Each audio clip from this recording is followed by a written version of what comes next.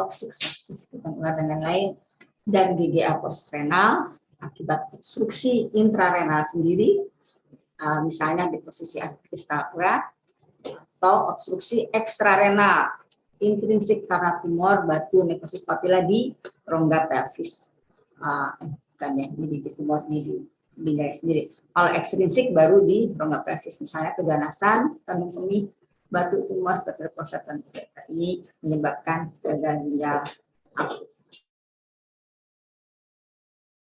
Indikasi dari gagal ginjal akut sendiri ini berdasarkan beratnya, risk injury dan failure, risk kalau peningkatan kreatininnya lebih dari 1,5 kali, injury kalau peningkatannya lebih dari 2 kali, dan failure kalau sampai 3 kali peningkatan kreatinin. Juga kita lihat udah mulai berkurang jumlah urinnya. Ya.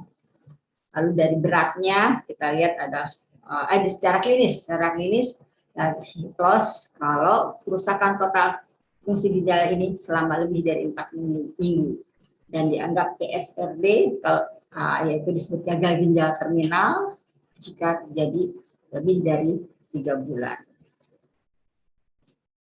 Nah, apa sih gagal ginjal terminal ESRD itu? End-stage renal disease jika LFG-nya kurang dari 5, di mana usaha pengobatan konservatif yaitu diet, pembatasan minum atau obat tidak memberikan pertolongan yang diharapkan, di mana terjadi akumulasi toksik uremia dalam darah yang dapat membahayakan kelangsungan hidup pasien. Di sini juga pasien sudah harus menggunakan atau memerlukan terapi pengganti ginjal.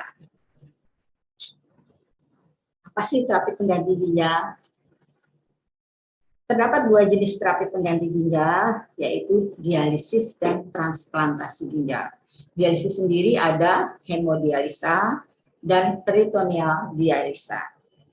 Dan dialisis menurut kebutuhan pemakaian dibagi 2 jenis, yaitu dialisis yang temporer, yang bersifat akut atau preoperatif, dan dialisis kronik pada gagal ginjal kronik. Kapan saat memulai dialisis? Secara ideal, semua pasien dengan LFG kurang dari 15 dapat mulai menjalani dialisis. Ini dari konsensus Pernevi ya. Namun pada pelaksanaan klinisnya, pedoman yang dipakai adalah jika LFG-nya kurang 10 dengan gejala uremia atau malnutrisi, atau kurang dari 5 walaupun tanpa gejala, dan ada indikasi khusus, misalnya terdapat komplikasi akut, kemudian paru, hiperkalemi, asidosis metabolik berulang. Dan pada pasien nefropati diabetik dapat dilakukan lebih awal, biasanya kurang dari 10 sudah mulai perlu dialisis. Ini sumber lain, ini juga inisiasi dialisis, yaitu kapan kita memulai dialisis pada pasien PGK. Jika terdapat gejala atau tanda yang disebabkan gagal ginjal, misalnya sinusitis, perikarditis misalnya, kelainan asam basa atau elektrolit, pruritus, dan ketidakmampuan mengontrol status volume atau tekanan darah, di mana pasien akan bengkak akibat urinnya mulai berkurang. Dan penurunan status gizi yang progresif, ada gangguan kognitif, yaitu kita sebut encefalopati. Ini berada dalam kisaran LFG 5-10. Dan kapan kita mulai persiapan transplantasi ginjal donor hidup?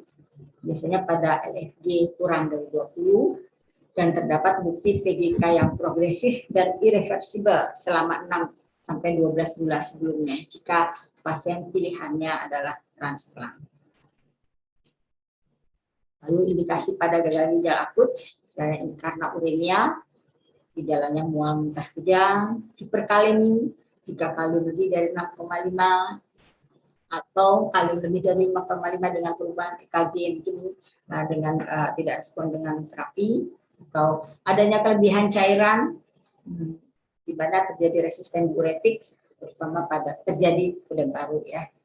Asidosis metabolik, pH-nya kurang dari 7,2 meskipun terapi Bignat. Dan Bignat tidak bisa diberikan karena pasien overload. Ini membutuhkan dialisis segera.